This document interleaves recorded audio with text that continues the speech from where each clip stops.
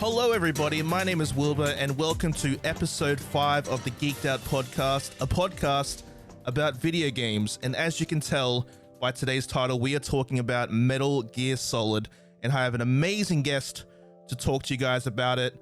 Not only is he the king of the seas, again, he's also the king of retro. It's Mr. SimpleStormy. How are you going today, my friend? Wilbur, my friend, how you doing?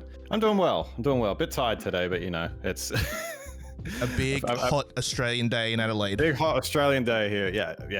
It's been, and I've had to work all morning since like 5 a.m. So it's been quite a day, and it's not ending yet. So I'm looking forward to this. So yeah. Thank you for sticking me into your busy schedule.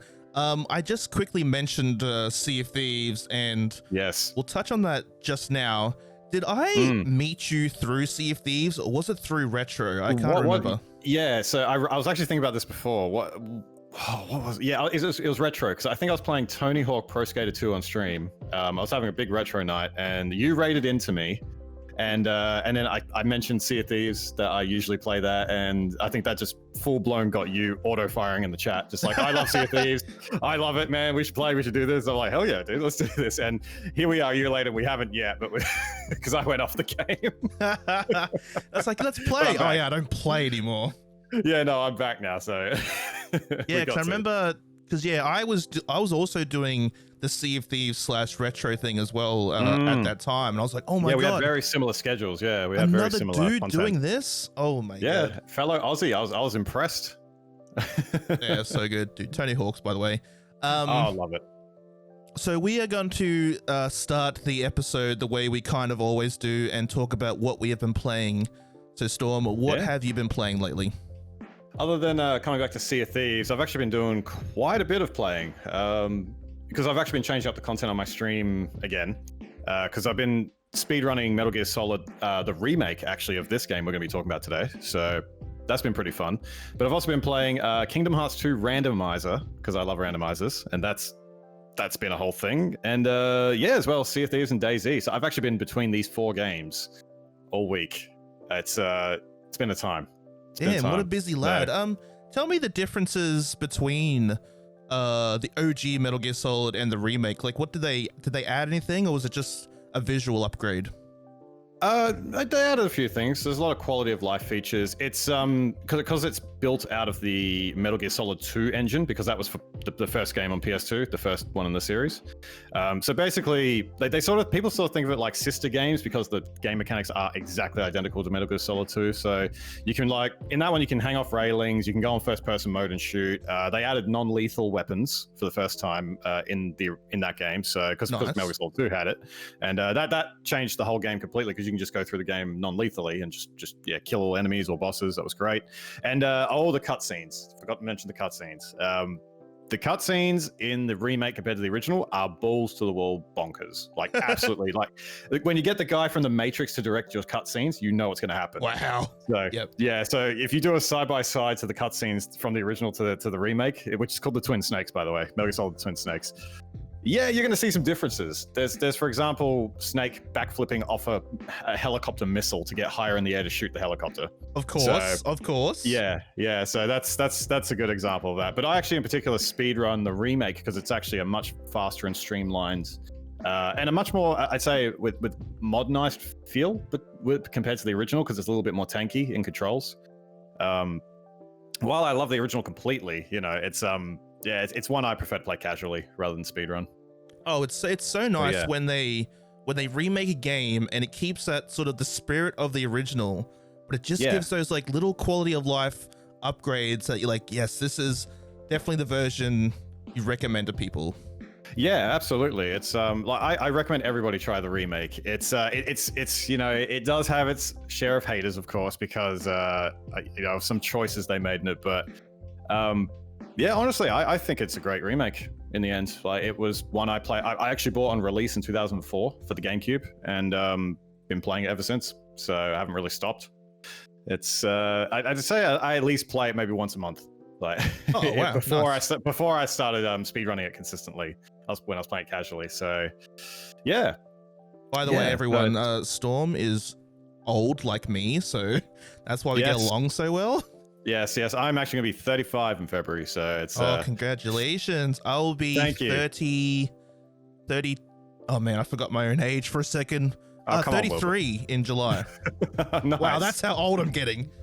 Yeah, dude, we just don't remember our own ages. It's like the brain's like Swiss cheese, dude. There's holes in it. Tell people that all the time. It's like when you're younger, you're like, oh yeah, I'm like 16 and 5 months. And now I'm like, oh, I'm 30 something, I think, maybe. Yeah. I was actually asked that today at work what my birthday was going to be. I was like, I'm 30. Yeah, wait, 5, not 6. I'm good. I'm like, still alive, 35. I'm good. Hell yeah. That's why we're awesome. Hell yes. You just got back into Sea of Thieves. Yes. So as of last week. 2 questions. What made you get back into it? And are you enjoying all the new stuff they've brought in since you left? Okay, so why I came back to it, to be honest, I did miss it a fair bit. I did miss it quite a bit because the reasons I left was because I think the Emissary update they brought in kind of ruined the game for me, just because everything became a PvP fest, no matter what you were doing. And it never used to be like that beforehand. And that's not why I play Sea of Thieves. You know, I love just the sailing, the adventure, the open sandbox randomness of it, where you can just go out, find stuff, and have fun.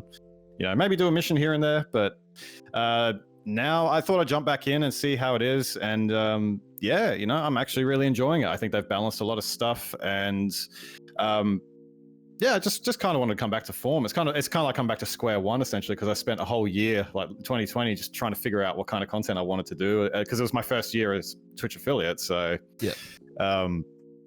so yeah, you know, I've done many different things, and I think coming back to Sea of Thieves has been a really good move for me, because a lot of people just remember a lot of what because I rebranded as well, if you remember. Yes, and you were I was Stormbreaker Pirate originally, and then I rebranded SimpleStormy.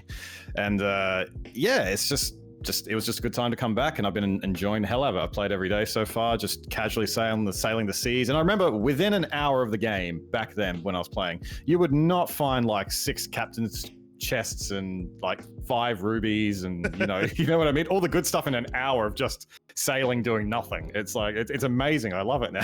It's crazy. Like now that I think about it, there's like so much stuff, like just even just items just floating in the water now. Like it'll just be like a red ruby, just okay, whatever, fine. Yeah, and on the beaches too, I'm finding stuff like just in the water in the shallows. I'm like, what? Okay, this game's changed quite a bit, and maybe for the better. Like I actually did the Flameheart quest last night, and we just got to that is a match of endurance, man. That is I love doing the Flameheart is probably one of the better things they added to the game, because not only is it's really fun, you get some really good loot from it, and it's really good like combat practice almost. Yeah, I agree with that. It's yeah, definitely, and it, like I said, test of endurance with all that, absolutely, you know. Just don't do it in a galleon. That's brutal. Oh, I did it in the galleon for the first time. Brutal. That was my first time, and guess what? I had 3 new players with me on a galleon who have never played Sea of Thieves before that night. And that first like couple shots or getting sunk, we got sunk the first time. We went back in, and everyone started panicking like crazy. But then, as it slowly went along, as it does in Sea of Thieves, as you know, you gel into a team that just gets it. You know, get on. You know, start getting the planks, get the water out, get the sails back up, start turning. You know how it goes. Yeah. So it was so much figure out what to do very fast. Yeah, it was so much fun. But having 3 new players in my Discord who'd never played before or maybe have a little bit of experience like a year ago or when it came out. But yeah, that was funny. That was just so funny. Yeah, it's a fantastic time to get into Sea. If you like, guys, I know I talk about Sea of Thieves a lot. It's a game I absolutely love, and it's why I stream it most. It's a fantastic time to get into it. There's like never been as many players as there has, like new players coming in every single day. There's so much to do. You got Tall Tales, you got really cool voyages now. And then this year with the introduction of seasons and a battle pass, it's going to be a pretty fun 2021. Hopefully they add like some more Tall Tales, because it's been a while between Tall Tales. Yeah, I was actually quite shocked by that. I know we're getting into a full-blown Sea of Thieves conversation here, but yeah, it's I remember Flameheart was the very last one I did to get that like blue sword, and yeah, I was kind of shocked to not see any more new ones since I last left it a year ago. So I think the last one they added was the Heart of Fire, And they added that, I'm pretty sure they added that just before sort of COVID went like full, like big. They did, because that's when I was very much playing Sea of Thieves. Yeah. And then once COVID hit, that's, I think, kind of when I stopped, just before that. Yeah. So that's the only reason I can like really assume maybe that's why they haven't done many Tall Tales, or they're just doing other things, who knows. But hopefully this year we'll get some more. Yeah, who knows? I'm looking forward to seeing what happens. So hell yeah. And yes, we talk about Sea of Thieves every week. Luckily, The Mandalorian has stopped because I was talking about that every week as well. Did you like The Mandalorian? Man, let's not get started on that one. I watched all that and I loved it. Let's not get started on that one. Okay. We'll be here for another hour. As long as you love it, that's good. That's all we need to know, because we could be here for hours. It's great. I love it. Oh, it's so good. All right. It's so good. Anyway, I don't have anything to watch now. Like once that stopped, I was like, man, I just don't really want to watch anything. Oh, I've got something you can watch if you're interested. I just watched season 3 of Cobra Kai. Oh, Chris, my mate Chris literally just mentioned that last night. Yeah, get started watching that. That is a good show. That is a good show on Netflix. There you go, gang. Two people have recommended to me within 24 hours. I think I need to watch that now. Oh man, the way they've left season 3 is just, I'm like, oh come on man, we gotta wait. You'll see. I hate that so much. Yeah, no, they set it up good. I'm like, oh, it's getting good now.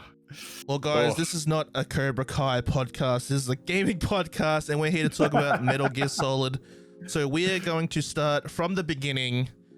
Yes. But first, Mr. Storm, what actually got you into speedrunning, and what made you want to speedrun Metal Gear Solid?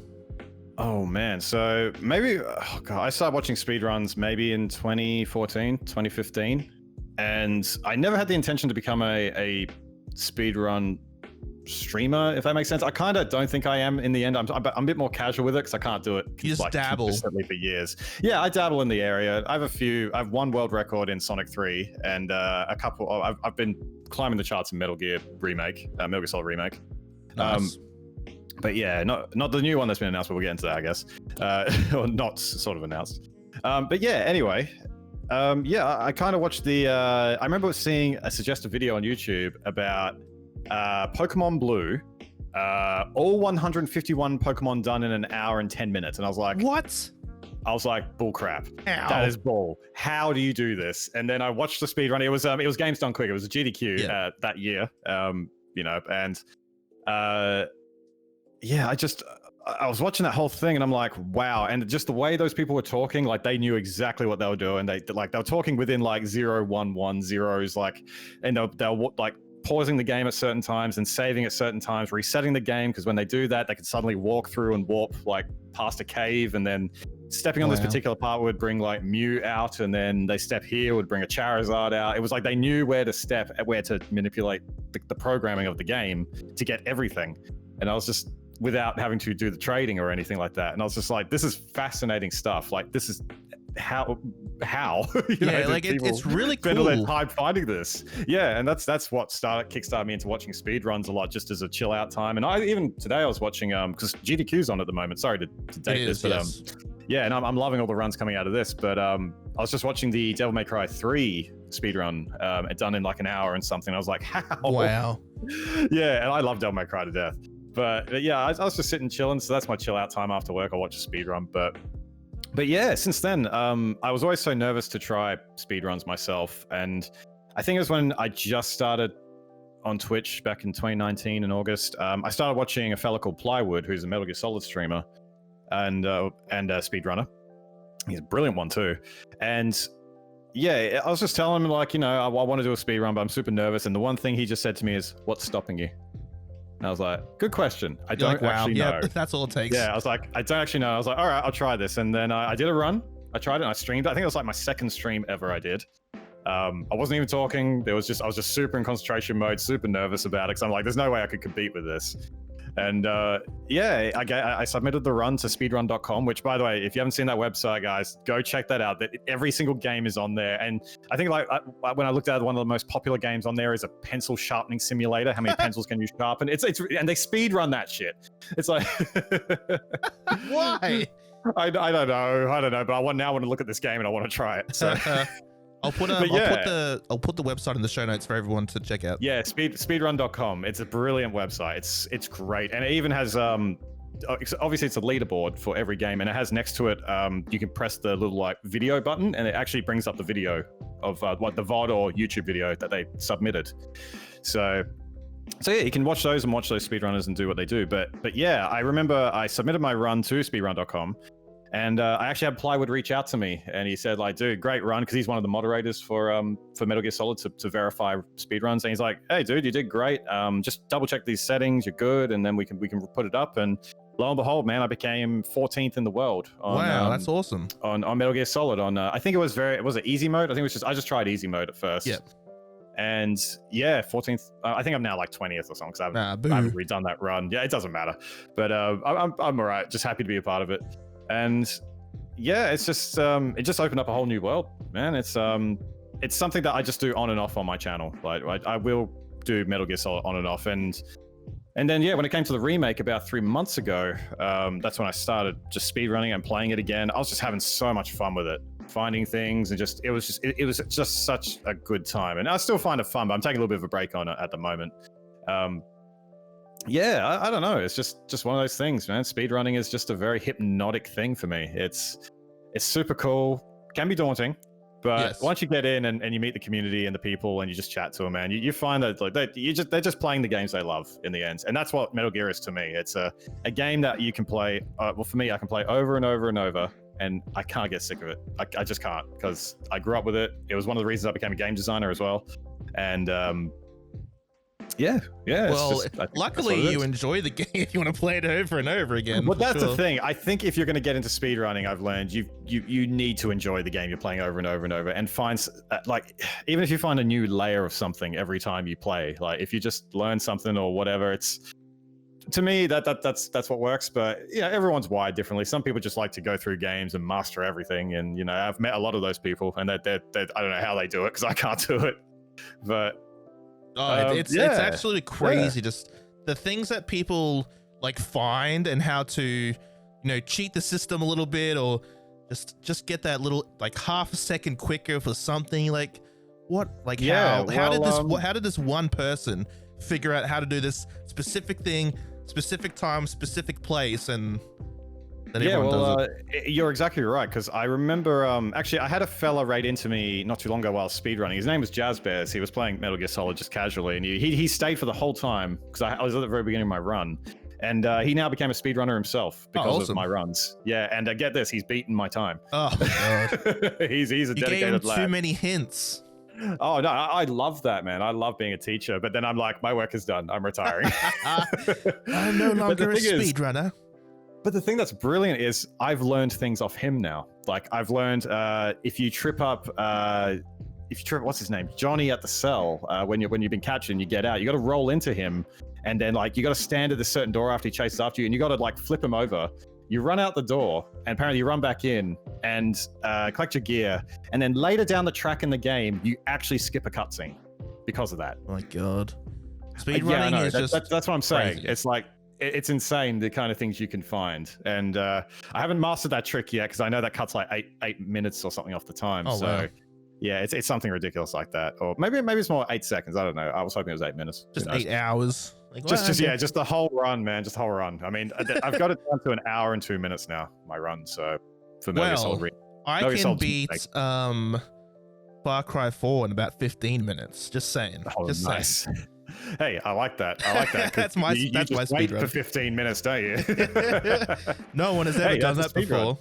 That's a speedrun. I like it. I like it. Anyway, what are we talking about? Metal Gear. Okay, so the beginning of Metal Gear Solid. Metal Gear Solid was released on the PlayStation 1 on September 3rd, 1999 in Japan, and October 21st in 1998 in North America, and February 22nd, 1999 in Europe, and I think Australia too. I couldn't confirm that, but I'm pretty sure Australia got it all the same as Europe. I remember playing the game in 1999. I remember it being a new release then, because I remember playing when I was 13, so that was 1999. I just remember being a new release, that Civic video.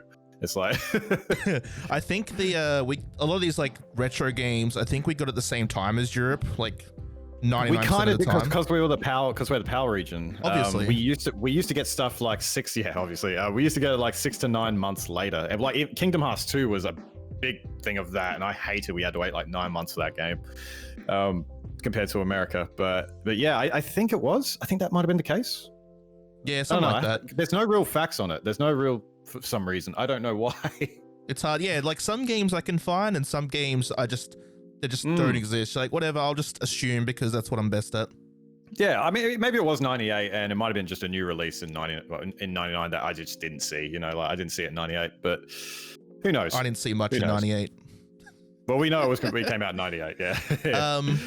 It was developed by Konami and directed, written, produced, voice acted, worshipped by Hideo Kojima. Fun fact, Kojima's first game he worked on was a little game called Penguin Adventure, which came out in 1996 as an assistant designer. I played that game. Is this a game you got into? Penguin Not Adventure? really. It was a very different game. And actually, funny enough, they actually put in a PSP in Metal Gear Solid 4 in one of the cutscenes. You can sort of like, because you can roam around in the briefings in Metal Gear Solid 4, and they actually have a PSP. One of the characters pulls out and is playing that game. Because I never heard of this game, so I looked it up. It's just like a platformy penguin game. Yeah, it's more of like a pseudo 3D kind of running game. It's interesting. Yeah. But the craziest thing is that his next project was the original Metal Gear in 1987. Wait, did I write 1996? I think I meant to write 1986. Oh, no, it says 1987 on here. Oh, no, Penguin Adventure. Oh, I think that's meant to be 86. Sorry, guys, I'm bad. And then, the OG Metal Gear came out in 1987. Yes, that's right. So I don't think we can talk about Metal Gear Solid without talking a little bit about Kojima. The one thing that stands out most was his love for film, which is quite obvious. He originally wanted to pursue film as a career. Film inspired a lot of what he did with the Metal Gear series, with movies like The Great Escape, James Bond, and the Planet of the Apes franchise. Even movies like Dawn of the Dead for, and I quote, the maximum three-dimensional use of a closed area, like a shopping mall with elevators, air ducts, and escalators, end quote. The main character for this game is none other than Solid Snake, and Snake's name actually comes from the character Snake Plissken, who was the main character from the movie Escape from New York. Great movie. Fantastic. Weird. Like, watching it now, weird, but it's pretty good. And you can see a lot of, especially Escape from New York, you can see a lot of Metal Gear in that game. Oh, there's a lot of references. There is so many references. Like, he was clearly inspired by that movie. Clearly. So good. Kids, go watch that movie. Go get some culture. Please. Yeah. Storm, what are your thoughts on Kojima? Do you like him as a person? Did you play Death Stranding or PT? I played PT once, and I ended up screaming, "We're done! We're done!" running out of the room. Yeah. When I encountered what's her name, Alice or something like that. The lady, yes. Yeah, the lady. Yes, no, Kojima is a very big influence on me being a game designer because of obviously the works of Metal Gear Solid. It was the very first time, like even when I was 13, sitting there going like, wow, how do you do all this? And because I'd never seen AI done like that before, like for enemies. And that enthralled me, and just messing with the game. And it was the only, actually, I should say it's the very first time, not the only time. The first time ever in my life, sitting through the entire credits of a game, reading everything just to see who was the director or like who made it, who was the main name there. And it was Kojima. And I think he's brilliant. I really do. I mean, Death Stranding, I got 4 hours into the game and I just couldn't keep going. I was kind of like, this is a little bit too out there for me. Yeah. And that's the game itself it's not bad or anything like that. It's just people told me after 4 hours it starts getting like more fun and you start doing more things. And I just couldn't get past that part like of 4 hours. And I was just like, the game needs to impress me within the first like 10 minutes or so. Like it definitely needs to hook someone before 4 hours for sure. Yes, absolutely. And I get what he's trying to do with this because obviously he's a film buff and he loves all that kind of stuff. And Metal Gear Solid 4 and I guess maybe 5, but yeah, just the whole Metal Gear Solid series in general, he injects a lot of that into this. But I think PT is definitely, not PT, sorry, Death Stranding is definitely where he's trying to go full motion picture almost with that game, because that's how it felt to me when I was playing it. I'm literally waiting for the day when they announce that Kojima's making a movie.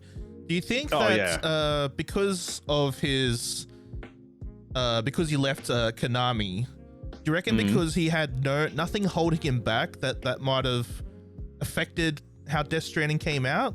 Like, I know a lot of people either really loved it or really hated it.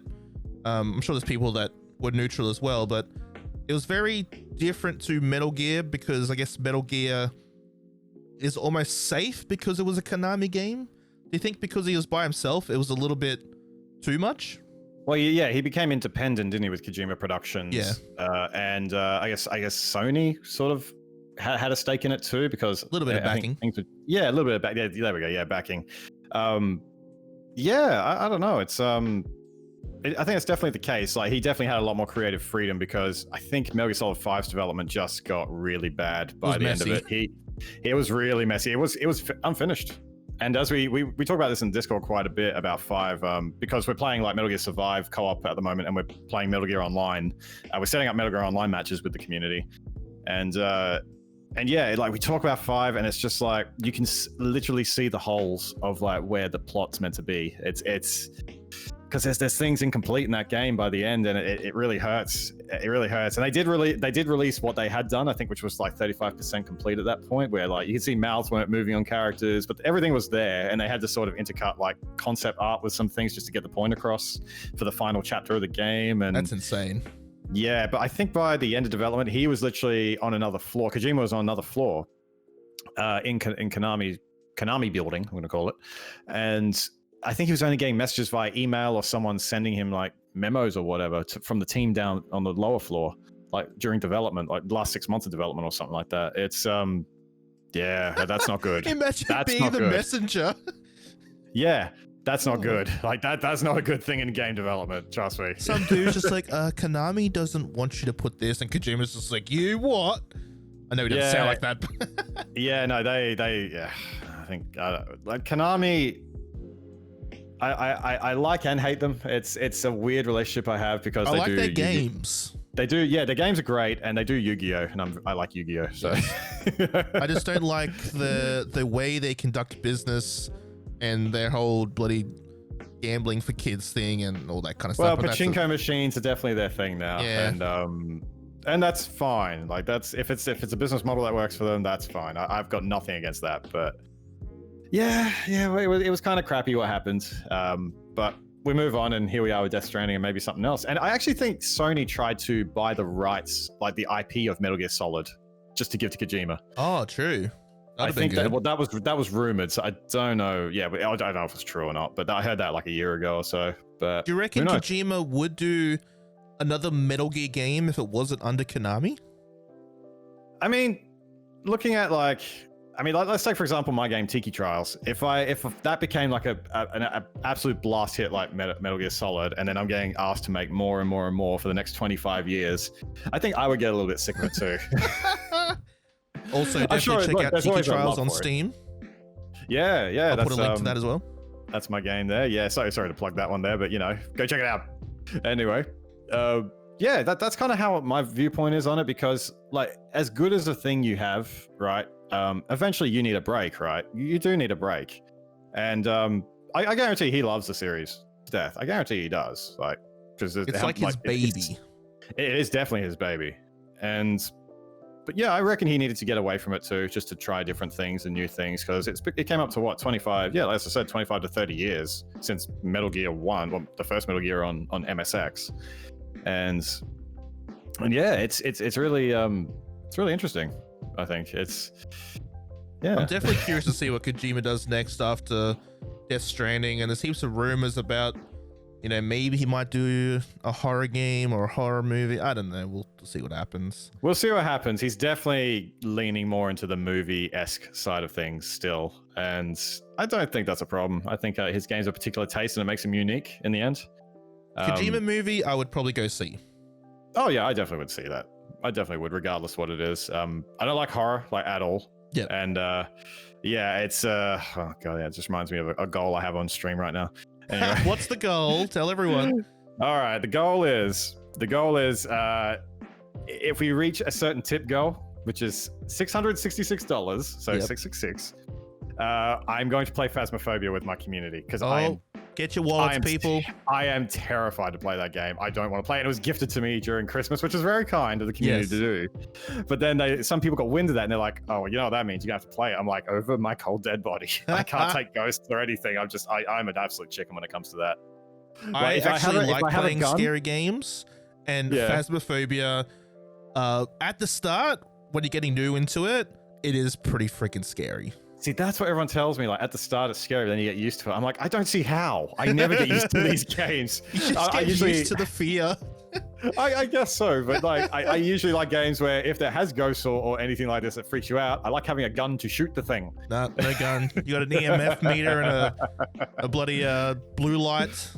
Yeah, I've been showing the game a couple times, and I'm like, even I was getting out of my seat screaming, "We're done, we're done! I can't do it." Like, get your wallets, when you start everyone. seeing ghosts flickering. So good. No, don't get your wallets, please don't. Anyway, no, I don't want to play this game. Anyway, so Kojima planned to start a third Metal Gear game in 1994 for the now discontinued 3DO interactive multiplayer console.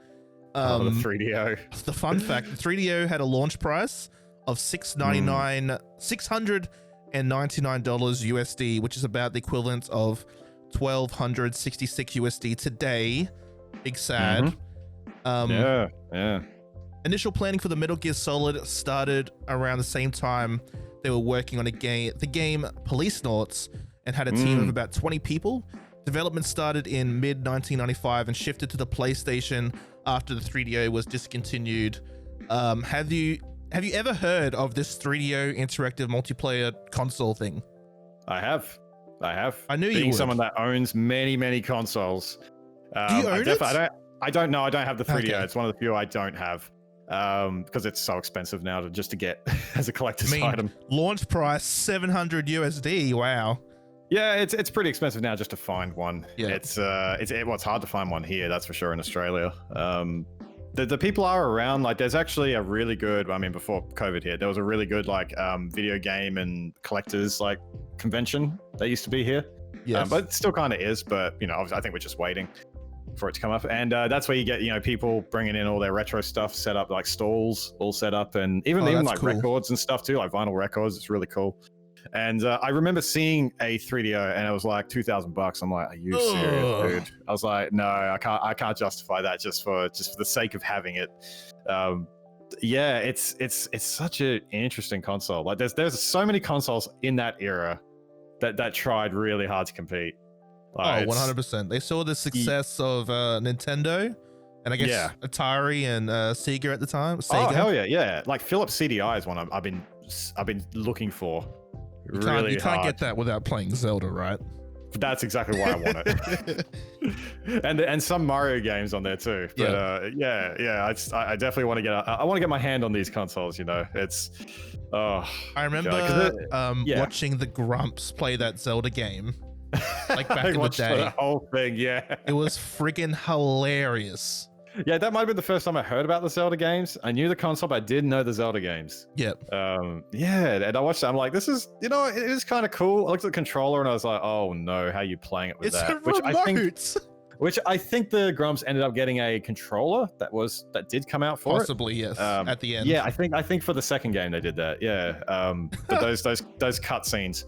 Oh, those Paint-esque cutscenes. But they're so good in like a weird way. Like it's so good that it's bad. That's why I want to play it. Some charm. It's a classic. It has charm to the wazoo, man. It really does. It's God, man, the 3DO and the Philips CDI. Definitely a potential podcast episode in the future.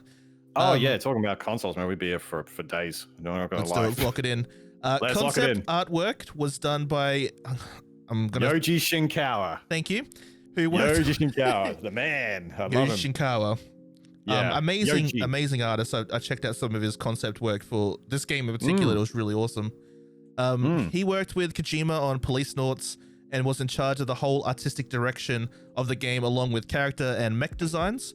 The first design he worked on was for Metal Gear Rex, which took a month to do initial sketches and another month to create the 3D model. Solid Snake's, this is a funny one.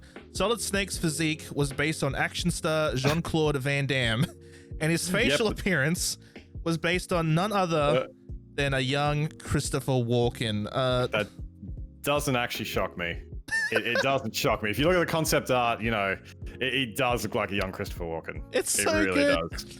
I saw someone just like Photoshop like Jean-Claude Van Damme's body and just got a picture of Christopher Walken's head. I imagine that's what Kojima was doing with, I guess at the time, maybe magazines. Yeah, just that's Solid Snake. Said that, do this. The reasoning for this was if the character was too bulky or too muscly, stealth would be harder than if he was lean and fit, which they were going for, a sense of realism. They were. But that's friggin' hilarious. Yeah, and plus Snake knows, martial arts and he works out and he's just, he's a soldier. So, I mean, Jean-Claude Van Damme was huge back then. Oh, for sure. I remember him. Oh, God, I remember the Street Fighter movie. That's what I remember the most. So good. Like, I mean, my little kid eyes loves it. Maybe if I watched it as like a 30-something-year-old for the first time, I'd be like, it does have Kylie Minogue in it. I mean, it does have Kylie Minogue in it. It has Ming-Na as well, who's Mulan in Disney, in that movie. And did you ever play the game? Did you ever play the Street Fighter movie game? No, I've seen videos of it. Cause it's like they used the same techniques as Mortal Kombat, didn't they? With the photo realistic imagery, like an actual photo.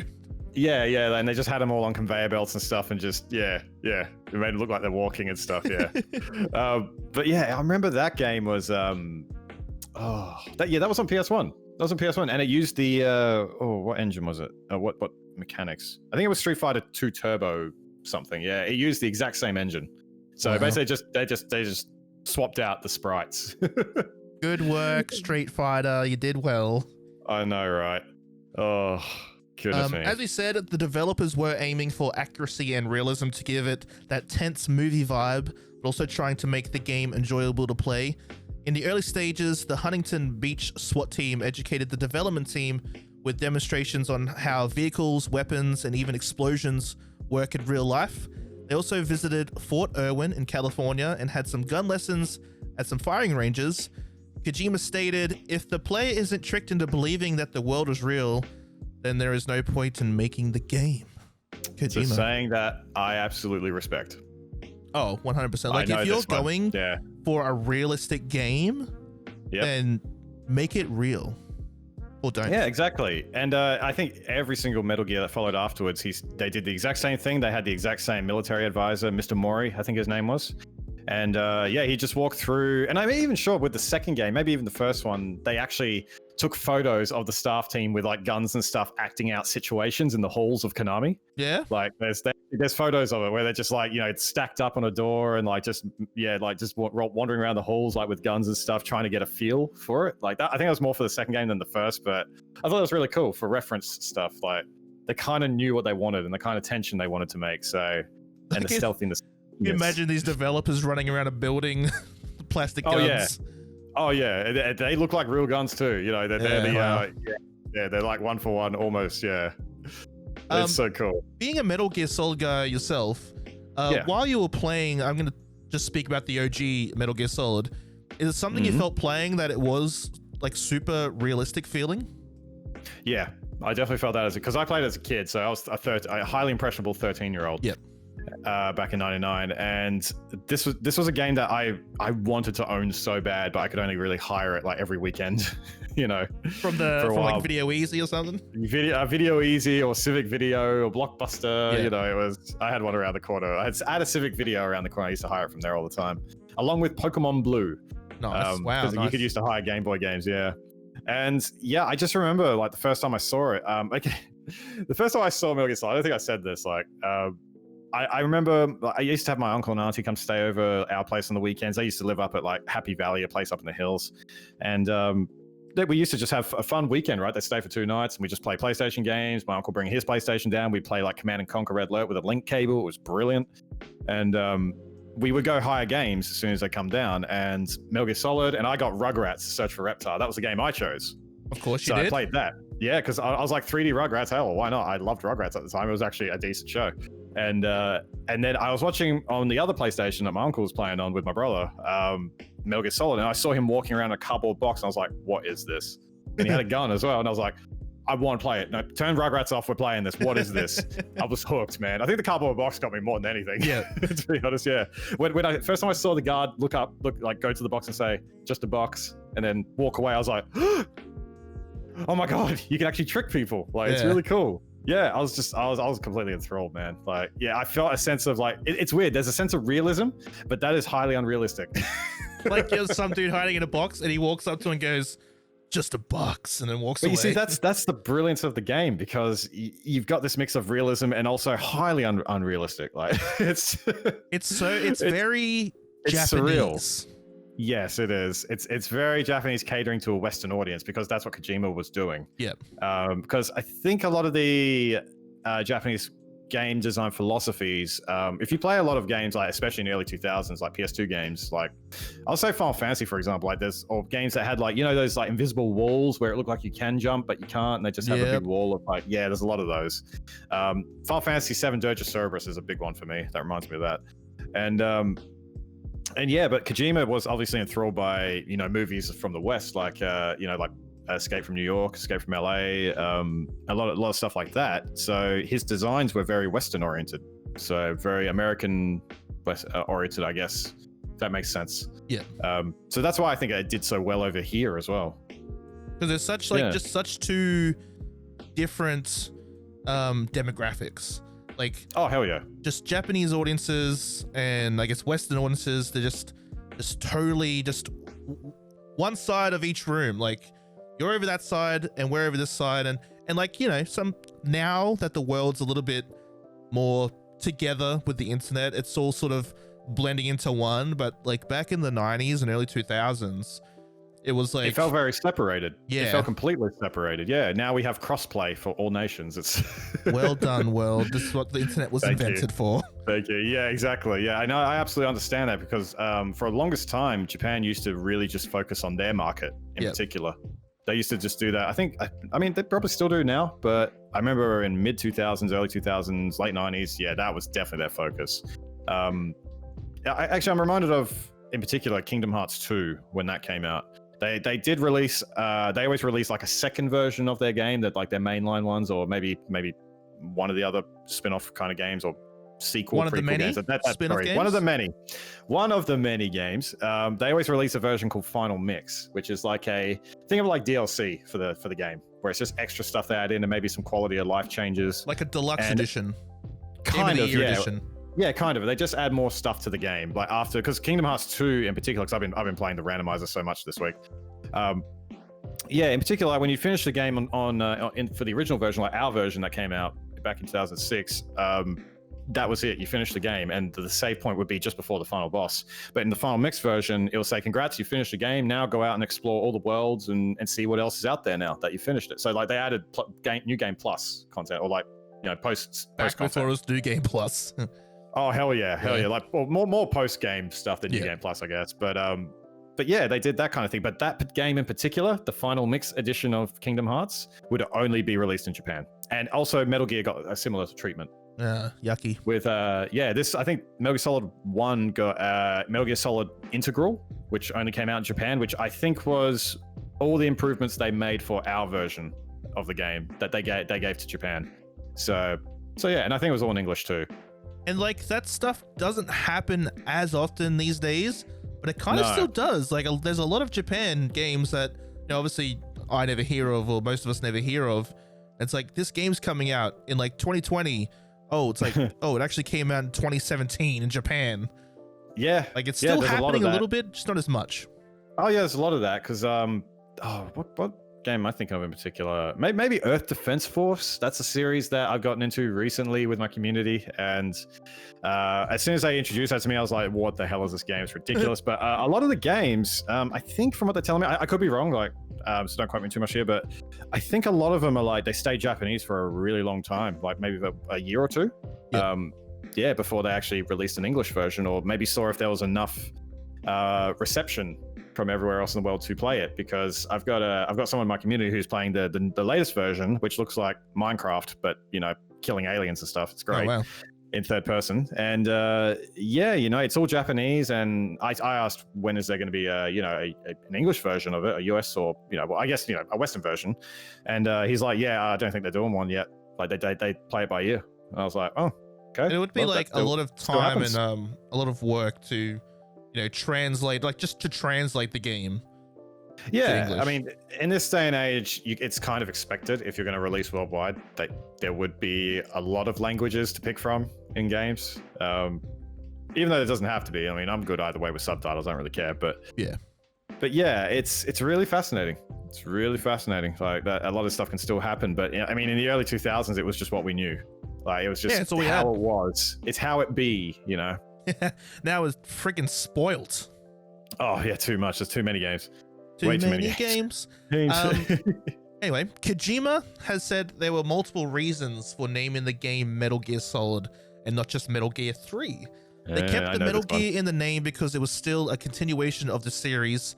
Second, it was a transition from 2D to 3D graphics. You look back now and it's like a bit bloody rough. But anyway, thirdly, it was Solid Snake's name, and finally, he felt that the two Metal Gear games weren't widely known outside of Japan.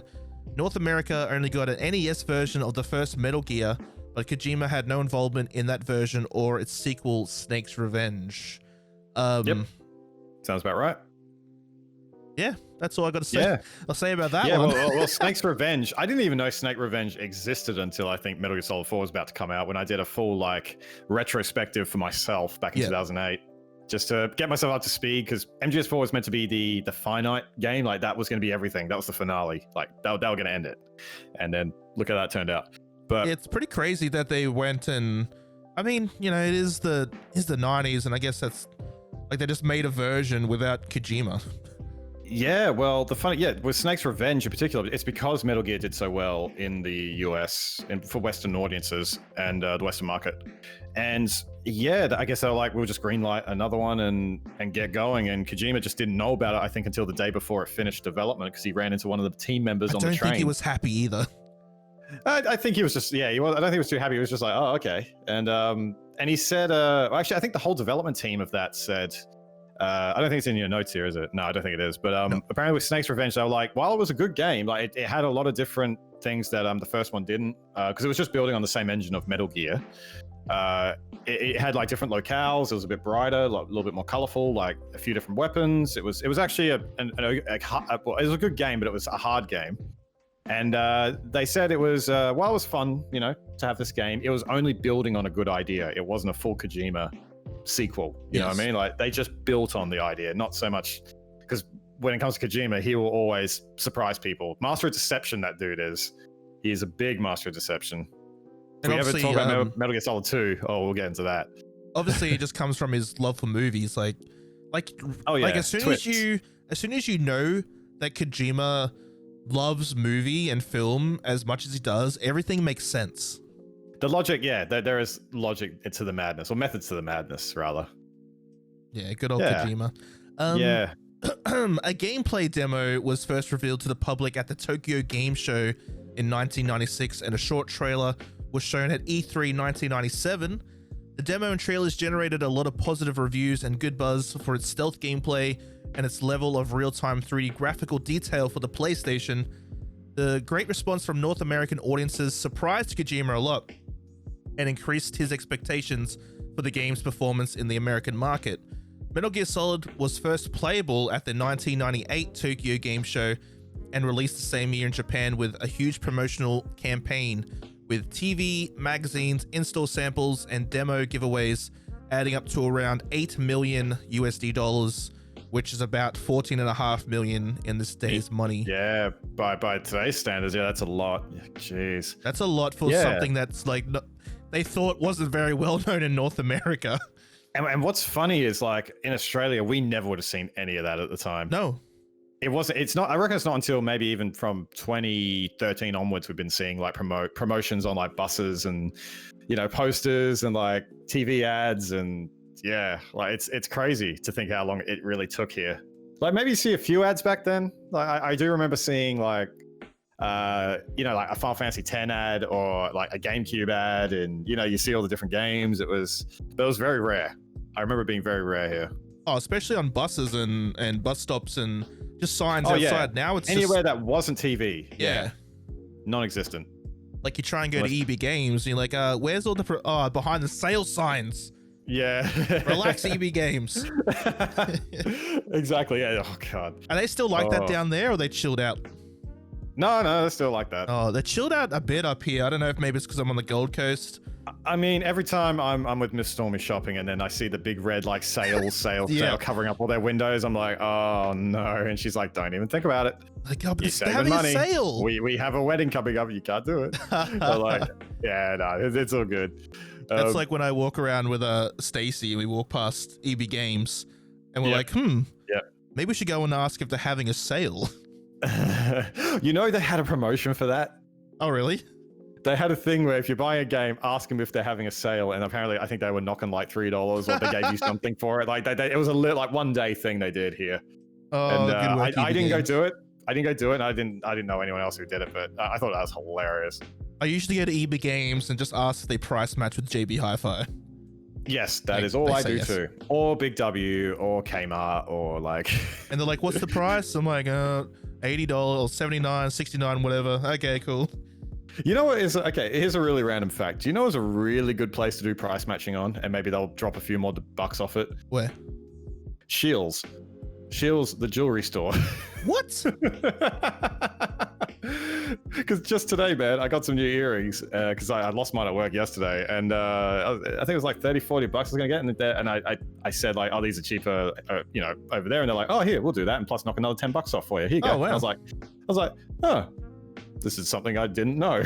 You heard it here, folks. You want to get some cheap earrings? Price match at a jewelry store. You know where to go. Deals.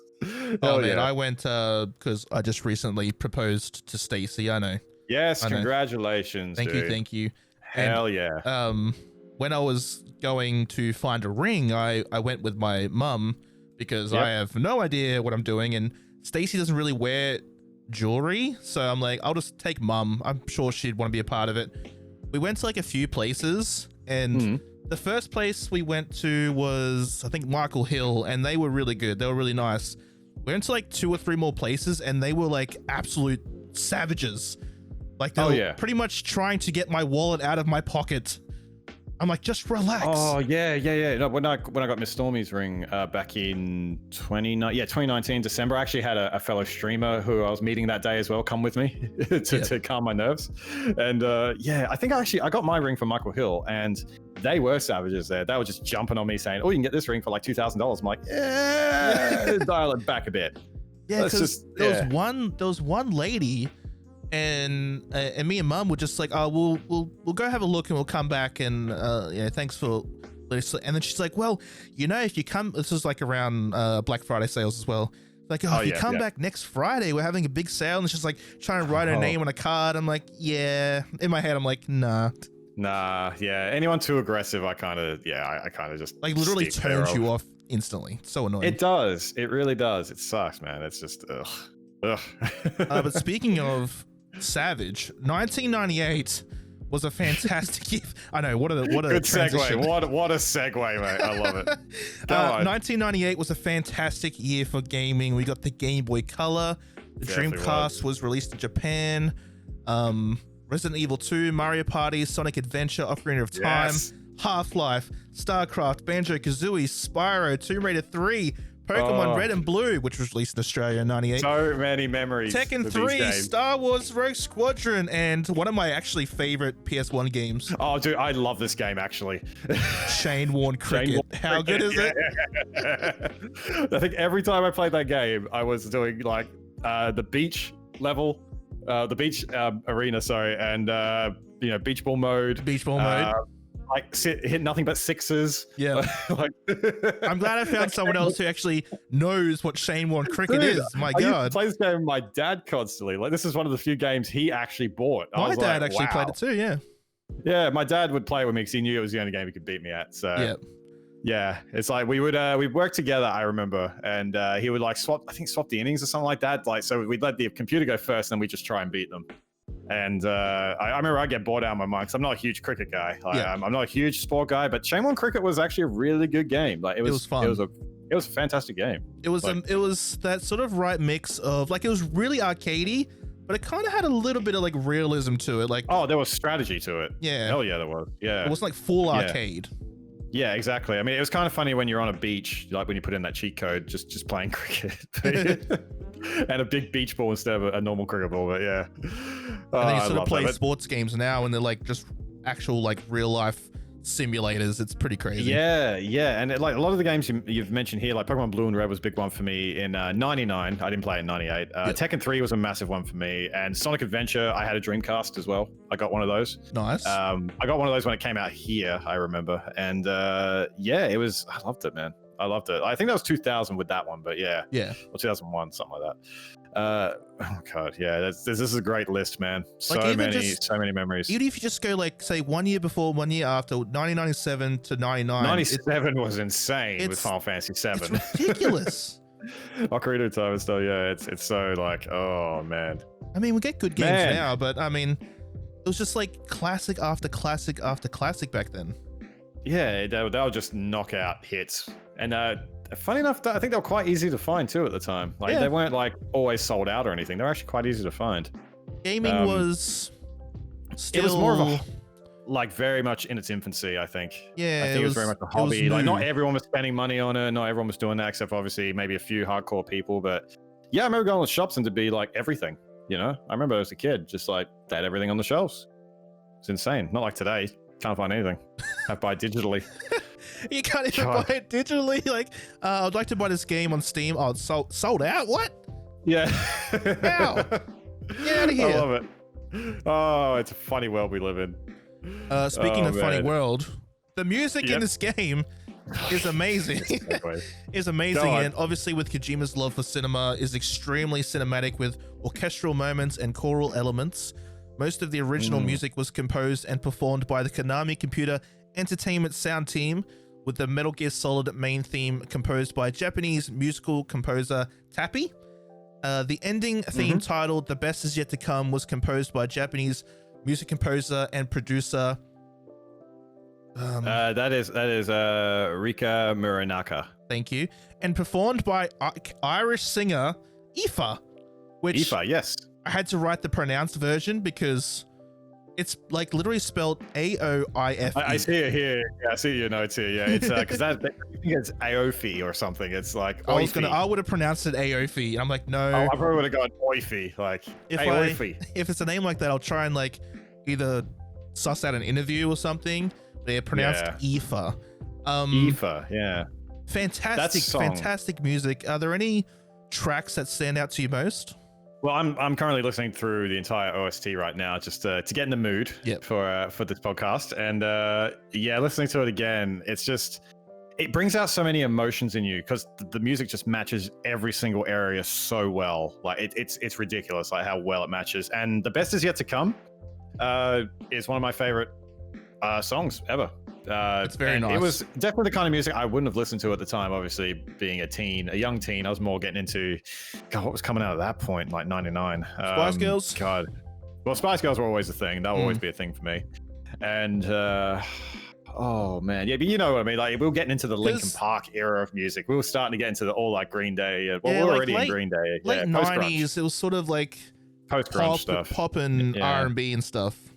Yeah, there was a lot of that stuff, like a lot of Euro tech, like techno stuff. And Aqua, yes. Benga Boys. And Benga Boys. I love the Benga Boys. It's so good. Like you listen to those tracks, you're like, yes. It's just, how can you not smile when you listen to that stuff, man? It's just, it doesn't matter. But yeah, but this song in particular, it's sung in Irish, I believe. The Best Is Yet to Come. I actually have on stream next to me. I actually have a how was that? Just I guess a piece of wood that has writing on it, essentially for motivational, just for motivation and just to inspire you. And I got it from the reject shop for like $1, and it was it actually says The Best Is Yet to Come. Oh, and really? I was like, brilliant. So that sits next to me on stream now when I use my webcam, and yeah, that song is just, it's so beautiful. It's so beautiful, and it's not like anything else in the game, like any of the other music. It's so peaceful and got some really good instruments and really matches the credits really well. And still holds up. It really does. Oh yeah, it still holds up. I recommend you listen to it. It's so good. It's so good. I listened to the main theme. I listened to this song and most of the other songs just while I was writing down the notes. Oh yeah, for sure. Like this is like out of context, it can feel a little bit jarring, I guess. But when you play it with the game, you're like, oh, it sets a mood. All of it sets a mood for you. Like you feel like you're in there, and that comes back to what Kojima was saying about, you got to make it feel real, and otherwise, why are you making it? So the music is a big part of that. Like audio will always be a huge component of games. Oh, 100%. Any kind of media, any kind of visual media. Like music just adds so much to it, because if you try and play Metal Gear with no audio, you'll be like, all right. Just stealthing. Just stealthing here, where it's a bit weird. Might have to try that actually. Like, say you finish Metal Gear Solid, right? And instead of this song playing, it literally just plays the Seinfeld bass line. Imagine, like, wait, do I have it here? No, I don't have it here. Damn it. Man, that'd be fantastic if it did. Yeah, like that would be fantastic. Like it just plays the bass lines of Seinfeld. Like you'd be like, this has ruined everything. Yeah, exactly. It's like every bit of music in this game fits, and I guarantee this went through a lot of like Q&A and like quality assurance, and would have had a lot of back and forth to make sure it worked. It just like I said, sets a tone, sets the mood, and it's very unique. Very unique. I love it. Fun fact, actually, the band Bring Me the Horizon have a track called Shadow Moses, which they released in 2013 and features 2 references to Metal Gear Solid. The first being a reference to the game's main setting, Shadow Moses. Shadow Moses. And the second, the opening choral vocal line is based on the track The Best Is Yet to Come. And I didn't even notice, and I went back and listened because I do like Bring Me the Horizon, bit of a metalhead. And yeah, it's like it's The Best Is Yet to Come choral line. Did you listen to this song when it came out and noticed it? I don't think I've heard this song actually. It's good. Yeah, I'm gonna have to listen to it. I didn't even know about it. I'll put it in the show notes for everyone. Thank you. I want to look at that. Yeah, good band. Awesome. That's really cool. I love seeing that stuff, man. Oh, I wish more people did. Oh yeah, yeah. I mean, I remember. Do you remember what was their name? Eiffel 55, whatever. I think that was their name. Yeah. They had a song called PlayStation, I think. Oh. Where all the lyrics are literally Gran Turismo, Ridge Racer. It's like it's all like. Yeah, you should listen to it. It's I haven't heard it in years, and that's what it reminds me of. How do you even spell their name anymore? Eiffel. It's like EIFFEL or something like that. EIFFEL 65. Is it 65, 55? I can't remember what the last part was. I think it's called PlayStation. PlayStation. So, okay, I'll put that in the show notes. A lot of show notes happening. Oh, all the show notes. As we said before, Metal Gear Solid was released for the PlayStation in Japan September 3rd, 1998, and North America a few months later, but there were a few differences with the releases. Changes and additions were made to the North American version, such as a choice of 3 difficulty settings when starting a new game, with a 4th setting that is unlocked after completing the game once, an alternate tuxedo outfit for Snake, which the character wears on every 3rd playthrough of the same save file, and a demo theater mode where the player views every cutscene and radio conversation relevant to the main story. That sounds about right. Good old tuxedo outfit. Oh, the tuxedo outfit's great, and I think they did it justice in the remake version too. Yeah? Twin Snakes. Yeah, they definitely did it justice, because one thing that I think was only in the Metal Gear Solid integral Japanese only release of this game, which was once again all these North American editions for the Japanese market. If you're wearing the tuxedo, one of the characters in the game, her name's Meryl. She's wearing Snake's outfit instead. Oh, nice. So yeah, that wasn't in our version initially. I remember you're wearing a tuxedo, but she's wearing her usual clothes. So, but they did add that in the Twin Snakes remake. So I was very happy about that. Do you reckon they did the tuxedo for like a James Bond thing? Oh hell yeah! Well, if you look at the way he holds the weapon, it's like James Bond, and I'm pretty sure in the Metal Gear Solid 2 making of, because I watched that video a lot when it came out. I had the DVD that came with the PS2 Metal Gear Solid 2 Sons of Liberty game. So They say in there, like when they're talking about like the military aspect of the game, like because in that game Snake is a little bit more like they want to go with more realism, like he holds the weapon down and he's a bit more like tactical with it, like putting safeties on and stuff. Whereas in the first game, he's holding the weapon upright next to his head, like got the classic GoldenEye, like Pierce Brosnan look, where he's got the PP7 up next to him. That's how Snake runs with the handgun and pushes against walls to hide. Yeah, it's like that, and they actually reference James Bond in that. Nice, yeah, right next to his ear. That's where you want to hold your gun. Yeah, so it's definitely a James Bond. They definitely. Well, actually, now that you think about it, Kojima is definitely a 007 buff because I think a few of the codec calls in Metal Gear Solid 3 is literally talking about 007. Yeah? Yes, literally talking about it because that game's set in the 60s. And that's obviously when, I guess, Bond started, James Bond, those films all started. Like, it wouldn't surprise me. Yeah. But yeah, it's pretty funny. Funny Jeremy Blaustein, I hope I said Blaustein. Sorry, Jeremy. I think it's Blaustein. Blaustein, who previously worked on the English localization of Snatcher for the Sega CD, wrote the English version for the script. One change in the English script was the addition of Western sources and authors like Mei Ling's pool of motivational quotes. Originally, the character only cited Chinese proverbs, natively providing an explanation afterwards in Japanese, but this proved challenging to adapt during the translation, which should be translating from a translation. That would be brutal. Yeah, it's pretty tough. Like Mei Ling is the one in your game that one that saves the game. For you. So you call her and she's like, you want to save the game? Then once you save, she'll be like, hey, Snake, I have a saying for you. And it'll be like, when walking through a melon patch, don't adjust your sandals. I'll never forget that one. And I can't remember what that actually means. I just remember thinking that. I'm like, I couldn't stop laughing after that one. Yeah, I couldn't get it past that. I still don't know what it means. I laugh every time I hear it. I love it. I need to get that on like a piece of wood, put it in the background. Oh, hell yeah. When walking through a melon patch, don't adjust your sandals. Perfect. The games detected by Psycho Mantis when he reads the player's memory card will also change, which we'll talk about that definitely later on. Yes, that was a fight. Due to certain games such as the Tokameki Memorial series not being released outside of Japan, this resulted in Kojima's cameo, in which he thanks the player for supporting his work via a voiceover, being cut from the Western versions, as save data from two PlayStation games were not available outside of Japan. Snatcher and Police Noughts needed to be present on the player's memory card for this Easter egg to appear. But he sort of made up with that for which did he appear in the later ones? He did, didn't he? He ended up appearing in he's the voice of God in Metal Gear Solid 4, and I still don't know where he is in that game. Like 14 years on, and I think, or 13 years on, something like that. And he was in Metal Gear Solid 5 Ground Zeroes, the $30 demo that we could all play.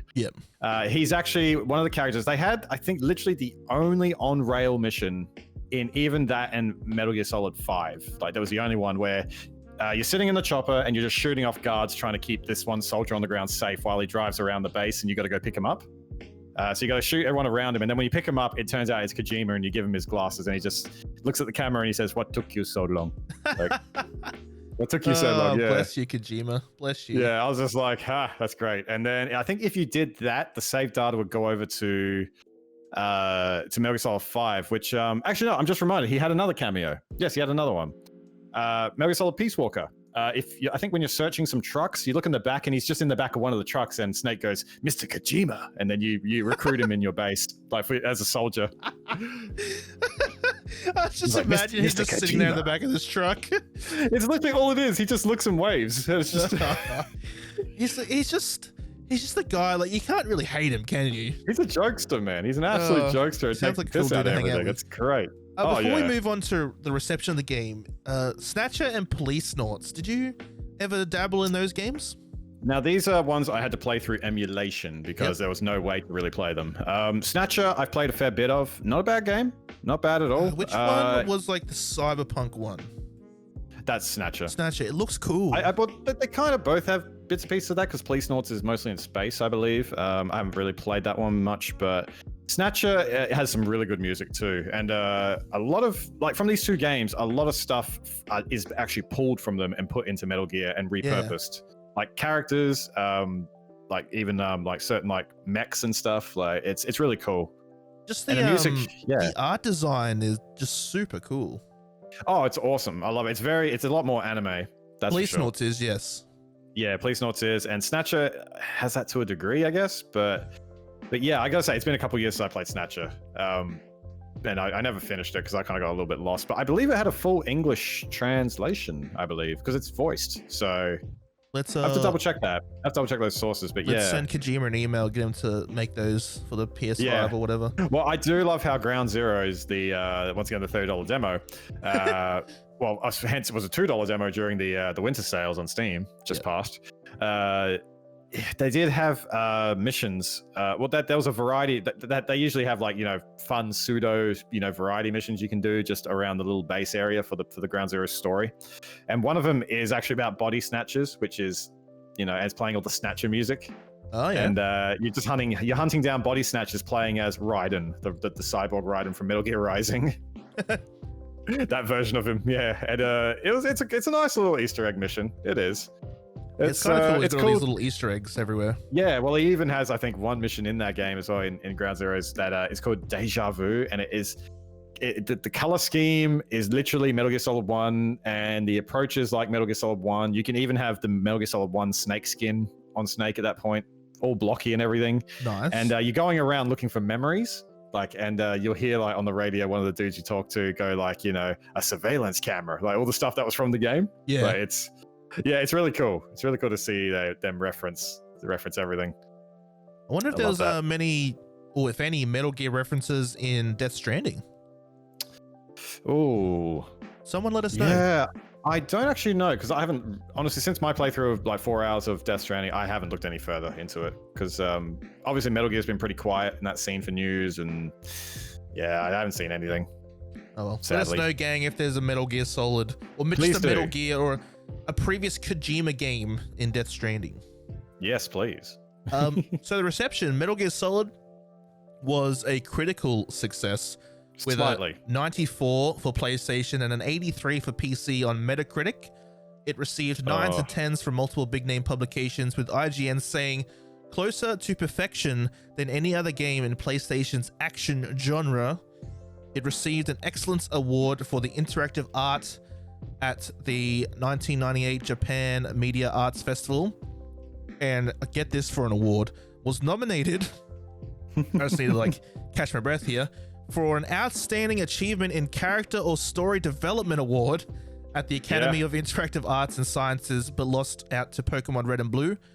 As of 2009, it has sold well over 7 million units worldwide. Damn, yeah. Well, I mean, around both those times, it's like this game was insanely popular. I remember this game being so popular, like, in my group of friends. Like Metal Gear was, and equally Pokemon.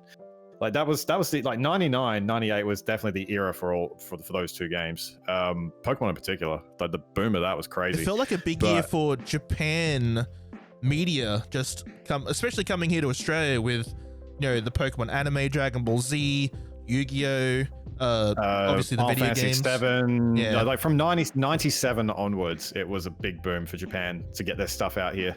Loved it. Absolutely. Yeah. Oh, dude, I'm fully embraced it. But that award there, actually, you know what? I'm surprised at the same time I'm not, because Pokemon Red and Blue were in their own right were also brilliant games. For all that kind of like character and story development, it's because you get sucked into that world too. You really do, especially if you're a kid at that age, Oh, I definitely did. Oh, I definitely did. Like these days, I love playing you played the remakes, Fire Red, Leaf Green? I loved those, yes. Oh, I got both of those on Game Boy, and I play now the randomizers off stream at the moment. Yep. Of those two games, and oh man, it's so much fun. Having to start out with a Rayquaza as your starter is hilarious. You're like, yeah, okay. Yeah, like everything's randomized. You find a Mewtwo in the grass on the way to Viridian City, and it's like, I've got this in the bag. Hell yeah, man! Hell yeah! Come at me, Brooke. It's really fascinating though. Yeah, all this stuff, and it's not surprising too. Well, actually, what does surprise me is the PC version of Metal Gear Solid. Yes, because that actually released on GOG recently. Did you know that? I did hear they released. Did they release a whole bunch of them? They released Metal Gear Solid. I think it's the integral version. I think it is. It's Metal Gear Solid, and they also released Metal Gear Solid 2 Substance, which is also the second release of Metal Gear Solid 2 with extra content. And I think they also released the original Metal Gear, the MSX version for PC. And yeah, I mean, they're super cheap. So I haven't grabbed them yet because I'm waiting for them to go a little bit cheaper because I'm a cheapskate. And I played the game millions of times. But the PC version is just so... If you watch a speed run of it, oh man, is it broken. Oh, really? Like, just didn't port very well? That's why this Metacritic score shocks me a lot, because it didn't... I mean, you could play through the game to completion, but there were a lot of bugs, and I think it was only like a team of like 5 that worked on the port, and Konami wouldn't even give them the original music to bring over into the game when they needed it, so they had to end up going to a website. Well, apparently they had to go to a website and rip the songs in bad MP3 format, whatever the format was at the time, and it didn't even fully complete the song. So and put them in the game. So that's like, I don't know how true that is. Like, I heard that from a speedrunner, so I don't know how true it is, but I thought that was funny. Like, so that whole game for that 83. Yeah, like I think the GOG version, I think it is actually that version, but from what I've seen of playthroughs, it plays pretty good. You know, it looks good. You know, but back then, oh man, I can't rate that one because I did try it and I was like, no, I think PlayStation had it in the bag a bit better. I'll just play the OG, the original, the best way. Yeah, because I think they even added a first-person mode you could run around in and shoot in the PC version, and I was like, oh no, this ruins the game. Like, it's like the way they do it in 2 and 3 is actually a lot better. And then I think 4 ended up adding where you can like walk around in first person and shoot, but you had to hold down a button to do it. So fair enough. Yeah. So interesting. Just interesting stuff. Metal Gear Solid helped popularize the stealth genre in gaming. The idea of the player being unarmed and having to avoid being seen by enemies. Many players likened it to a more of a playable movie with its lengthy cutscenes and complicated storylines.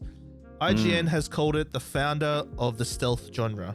Eurogamer reanalyzed the game's technical and overall impact and claimed that Metal Gear Solid had been nothing less than the first modern video game, which, looking back at it now, it definitely was one of the first games that it could literally hold up to a game if they made it today. You know what I mean? Does that make sense? Yes, absolutely.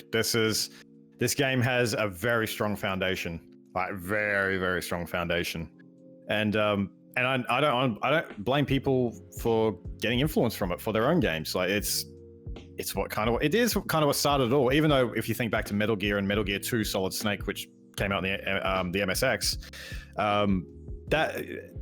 those games did the same thing, but obviously we didn't know about it. Like Japan had, obviously by the time Metal Gear Solid came out, that was the 3rd game in the series, so they were kind of used to this, but it was just in 3D now.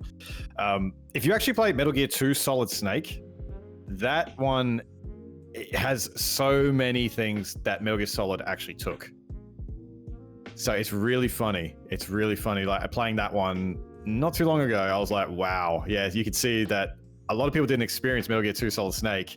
So Kojima put them into Metal Gear Solid, and we all thought it was for the first time groundbreaking. It's really funny. Yeah. He's just like, I've been doing this for years. Yeah, literally. Yeah. And I didn't know that until obviously I did my retrospective back when MGS4 was coming out. And yeah, I was like, wow. So Kojima was just like, okay, this didn't release here, so let's just reuse a lot of elements from this. And lo and behold, man, it's brilliant. The rest of the world loves it. So it's just, oh man, it's just like thinking of the games that came around the same time, like, you know, Pokemon and Resident Evil 2 and Ocarina of Time. Final Fantasy 7, and I've said Final Fantasy 7 too many times because I love that game. That's like, it was just... I'll always rate Final Fantasy 7. Metal Gear Solid was just... It just felt like it was the start of the... I can't even find a word to like explain what I'm trying to say. Like, I guess the first modern video game explains it. Yeah, the first modern video game pretty much sums it up really well, and I agree with that wholeheartely. Yeah, I can't think of words. I may be a bit biased, but you know... just a little bit. Slightly. So we're going to talk about a little bit of story, a little bit of gameplay. So there's going to be like major spoilers here. Obviously, we've probably been spoiling the whole thing. So what I'm trying to do with story stuff for you lovely listeners is not go through the whole story like I used to, but just little bits and We'd pieces be here that sort for of a catch our while at attention. Metal Gear. We would be here for a while. Because some games are very long. So anyway, Yes. I'm going to explain the synopsis of this game for you. The year, this one, I had to have a little bit of giggle this one. The year is 2005. 6 years after Metal Gear 2 Solid Snake. A renegade, genetically enhanced Special Forces unit Foxhound has seized a remote island in Alaska's Fox Archipelago, codenamed Shadow Moses, the site of a nuclear weapons disposal facility. Foxhound threatens to use the nuclear-capable mecha, Metal Gear Rex, against the US government if they do not receive the remains of Big Boss and the ransom of $1 billion in 24 hours. Solid Snake is forced out of retirement by Colonel Roy Campbell to infiltrate the island and neutralize the threat. That's the setup of the game. Sounds pretty good. Sounds like a movie. Does. Sounds like James Bond. It's definitely James Bond-esque. Did you have a favorite character or characters playing through this game? I did, actually. And funny enough, it was the villains of the game. I love villains. I love villains. And this was the first game to really make that stand out for me. Like, if anywhere, even from like, because movies always, when I look at like I said, being 13 at the time, first impressions. So when I watched movies in the past at that point, I was like, yeah, well, they're just bad. They're just a bad person. They're bad. But like this game here, every time you beat a boss, generally every time you beat a boss, they sort of talk about their story and like why they're doing what they did, and and they turned them into people. Essentially, the Sniper Wolf one's pretty sad. That one is, and I just listened to that song just now.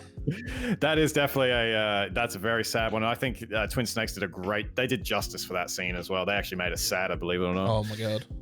Look, as soon as you add wolves to the scene, coming to say goodbye to her, that makes it instantly sadder. I was like, oh no, my heart, yeah. But no, this is definitely the first game that made me love the villains more, and I think the main villain of this game, I love him a lot, like especially like Cam Clark did a good job voicing him.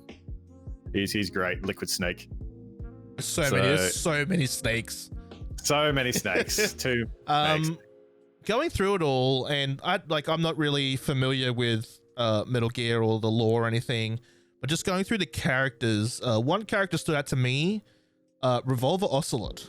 Yes, only because I absolutely love gunslingers and anything gunslinger you ask related. My favorite character is? That's my favorite character in this game. Yeah, Ocelot is my absolute favorite. Oh, he looks so cool. He is just such a he's charismatic. He screws up, or he fumbles as well. Like, he makes mistakes, but there's layers and layers to him that the player doesn't actually realize. Like, there is just so much going on with him, and that don't get really revealed until much later. After credits, for example. And he's kind of they describe him as an anti-hero, so he's not good, he's not bad, he has his own agenda. Yeah, he has his own agenda in all this, and you don't know that in this game in particular, but yeah, he's Catwoman. Ocelot is just like, I love him to death, and it's half the reason why I use 6 shooters in Payday, like Payday 2. Yeah. Every time I use them, there's just so many Ocelot quotes. Dude, every time I play, I use. Yeah. We have to do an episode on Payday 2. Oh man, I've just gotten into that as of I think August last year. Like, yes. I used to play it when it came out, but I'm back in it, full blown with my community, and I love Payday 2 so much. Like, literally, if Payday 2 was just a little bit bigger on Twitch, it would be the thing I'd be playing. It's definitely, it's just such a bonkers game. It's just the amount of weapons, the amount of modifications, the amount of like perks. It's just, and like the combination of that. It's different ways to do things. It's so much fun. Like it's more fun than I remember. And I know there's a lot of controversy. With that game. And I'm glad I missed all that, because now I play the fun part of it. Like the fun side of it's back to. So That's it. I'm writing it down. We're signing you up. Payday 2 episode incoming, gang. We were gonna have to get around to Payday 2 in, I think. So there's one part in particular I want to talk about, and it's one part that gets brought up a lot with the story. I guess it's part of the story, but it's more of the most wacky sort of gameplay mechanic I think I've ever heard of, and it's the Psycho Mantis part. Oh, at the time, anybody, to be honest, like everybody was just enthralled by that. So if you don't know what the Psycho Mantis part is, I'm going to go through it and try and explain it as best as I can. Go for it.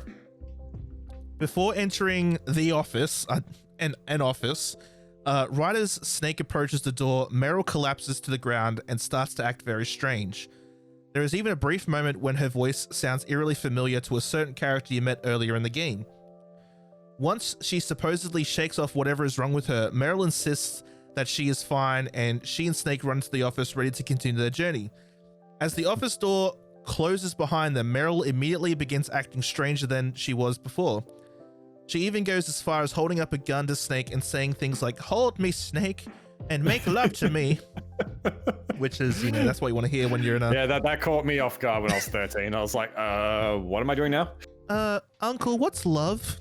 Yeah, literally, yeah. My uncle did that fight with me. And like, even he was looking at me like laughing his head off. He's like, this is hysterical. Right before she manages to get a shot off, Psycho Mantis appears floating above her, and it is obvious to Snake that the psychotic man is controlling her mind somehow. Not wanting to kill her, Snake just knocks Meryl out with a few choice punches to the head. Now, well, before I get to the next part, can you explain Psycho Mantis and I guess his powers and sort of what he does? Well, to explain Psycho Mantis, like story-wise. Well, yeah, in the story, he can read people's minds and also manipulate their minds to do what he wants at will. Sometimes they fight it off, but you know, most of the time he's successful. He also carries, I think, an optic camouflage, like stealth camouflage. So that's why Snake only sees like a silhouette of him behind Meryl at first. So yeah, he's kind of like he came in, I think, on this mission. I think based on everything I read about him. During interrogation and stuff, he could read minds. So obviously he can get detonation codes and stuff like that if he had to. But there was a little snag with that, and that's kind of the twist in the game. But yeah, that's kind of mostly what he is. He's just really a mind reader, and that's when it gets into the gameplay and makes it more interesting, I think. He's kind of like Randall from Monsters, Inc. A little bit, yeah. I mean, when he starts doing, which I think you're about to talk about. Yep. Yeah, that's when he starts showing his true powers, I think. Okay, so now this is where the game takes a mind-blowing turn and really makes this moment one of the most memorable of all time. Angered that you knocked out Meryl and foiled the first part of his plan, Psycho Mantis begins showing off and bragging about his telekinetic powers. Yep. First off, Psycho Mantis proceeds to read the actual memory card that you have in your system. Mm-hmm. If you have played any of the other popular Konami games at the time, like Castlevania, Psycho Mantis will remind you how much you like Castlevania, eventually even commenting on how much you saved during that game. Yeah. After displaying this impressive and pretty darn innovative feat, he asks you, the actual player, like he breaks the fourth wall, which is a kind of a big thing for Metal Gear, to place your controller on the floor so he can show you how powerful he really is. Upon your abiding to the creepy video game boss's wish, Psycho Mantis grabs his head and, using the built-in rumble of the DualShock controller, has the controller shake uncontrollably, even if you happen to have it set on a high table, making it fly in the air and tumble to the ground below. Mm-hmm. If that weren't already enough, once the battle begins, you realize that there is no way to beat Mantis. Since he can read minds, he manages to dodge every single attack you throw at him. Through trial and error, and most likely a guide or word of mouth, you eventually figure out that in order to beat him, this is wacky. In order to beat him, you must unhook your controller from port 1 and attach it to port 2. Once this is accomplished, Psycho Mantis will actually comment on how he can't read your mind anymore, and then you are you're only one fairly simple boss fight away from defeating the definitive character. Mind-blowing at the time. I couldn't get over that fight. I still can't get over it. It's still like, I mean, in terms of like you know, like I said, making games, I still try to figure out what the hell they did, because I'm not a programmer or anything like that, but I mean, I dabble in it, but yeah, I'm like, how did they make it read the memory card? How did they know you're swapping controller ports? How did they do this? And it's this boss, I guarantee, would have been one of the most worked on things in the game to get it right. Like, would have been probably the most worked on boss, because if they're messing with the actual hardware, if they're messing with the actual hardware of the game, they got to make sure this works. So, because every other boss kind of doesn't do that. I think Psychomantis is the only one, I believe. Yeah. It's the only one I can find, yeah. Yeah, the only one I remember, yeah. So every other boss was kind of sort of standard, and you just got to kill them. But yeah, Mantis was I think one of the most innovative boss fights I've ever done it's still to this day. Like you don't get stuff like that anymore. No, you don't, and it's very hard to beat that boss fight. I'd say Metal Gear Solid 3 has a fight that comes close for me. Maybe two, but maybe two fights in that game. But yeah, no, Mantis will always be ingrained in my brain. That's for sure. Like when I play through like retro games or older games and stuff like that, a lot of the time, or most of the things I say are usually, how did kids play this back then? Well, I mean, I did. I got it. You know, and it comes down to, I mean, we're getting to a whole different like kettle of fish here, and we're, comparing kids from, now and then. But back then, I'd like to say that like your hand wasn't held as much, so you were encouraged to explore. Like that was just the way of games. That was just the way of gaming back then. You were never told what to do. You just, unless you called the codec and then Colonel tells you put your controller on controller port 2. But even then, you had to find that out. You didn't have anything like maybe sort of hinting you in the corner, like a little tip saying, or loading screen going, by the way, if you do this, you can fix this. Like it's, and these days we're sort of handheld a little bit more in games. And we have the internet. And we have the internet too. Like I remember I had a big it was a code book from one of my magazines back in the day, and that had everything on like Metal Gear Solid and like a lot of games from A to Z in it. And yeah, even then I think it tells you in there, like with the Mantis fight, make sure you plug in the controller port 2, and you may have to swap back to 1 depending which difficulty you're on, because he will alternate between the 2 ports and nice things like that. Yeah. But even I reckon maybe I didn't have a DualShock controller until much later in the PlayStation life, when they got a little bit cheaper, just before PlayStation 2 came out. And because I played on a normal one for the longest time, and when he did the part of like put your controller on the floor, that was a voice line I'd never heard before in the game, even after like a year or two of playing it. I was like, what is this? And I didn't even know about it. I was like, he's like, put your controller on the floor. I'm like, okay. And even then I was still wowed 2 years later. I was just like, okay. Okay, sir, from the TV, like looking around, like, oh my God. And I just wonder how, I think because I just kept skipping cutscenes by that point, and then I actually watched through it one day just for old nostalgia's sake 2 years later, and I was like, wow, how did I miss this? Yeah. I was like, oh wow, there's still like layers in that game to find, it's crazy. It's crazy, man. What a game. Before we wrap up the Metal Gear part of this Metal Gear Solid podcast, are there any story beats other than that are memorable to you? Definitely Sniper Wolf's death. Yeah. That one sort of hits hard to home. Like I don't know why. It's just, even though I don't relate to her situation whatsoever, it's just sad. It's a sad moment for sure, and just hearing about her life and being like, just dealt a bad hand, Like, oh. And Kojima did a good job making you feel for her. Definitely, I'd say the 2 endings in the game. I didn't know there were 2 endings for a very long time. Because either one gives you a special item to take in a new game plus, essentially, which is either a stealth camouflage so you can just be invisible the whole time, or an infinite bandana, which has the words infinity sewed into it, which gives you unlimited ammo when it's equipped. Nice. So, and the biggest things that I just remember from this game is more the gameplay side, I'd say, in combination with cutscenes, obviously, but I think the gameplay is where I spent a lot of my time just messing with it. And there are little things like, the guards taking piss in the toilets, because that was a thing I loved in one of the levels, one of the stages. And you could plant C4 to guards' backs and then blow it up later. It was great. And punching Meryl once and then going into a cardboard box. And then the dogs around you will piss on the box, and then if you run through where the dogs are so they don't kill you, you equip the box because you smell like them now.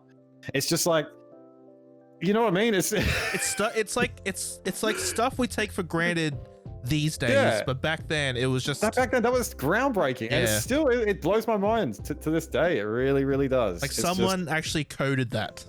Someone coded that, thought of that, and it was just, it's bonkers, dude, and this game will always be remembered for the craziness and the story and the realism. It's just great. Fantastic game from a fantastic man. So this is going to bring us to our question time. Oh, yeah? And my question for you, sir. Yes? Because it's Metal Gear Solid. Are you excited about the potential Metal Gear Solid movie starring Oscar Isaac as Solid Snake? And what do you want to see out of it? You know what? I've thought about this quite a bit to myself about with this Metal Gear Solid movie. You know, we've been hearing about it for years, and I think honestly Oscar Isaac would be good as Snake. I've actually got no problems with that. And at the same time, I don't know what to expect.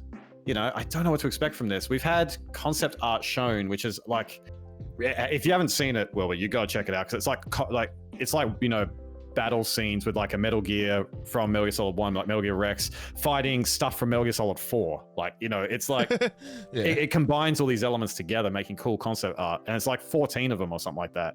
Oh, I'm looking at some now. Yeah, it's really, really cool. And it's all different artists too. And I think it even shows like a Metal Gear Rex out in the military, like out with tanks and stuff, like fighting. I think there's stuff like that. It's really cool. But I just, you know, from the movie, I just want to see out of it a good story, because that's what Metal Gear is all about. Really good story.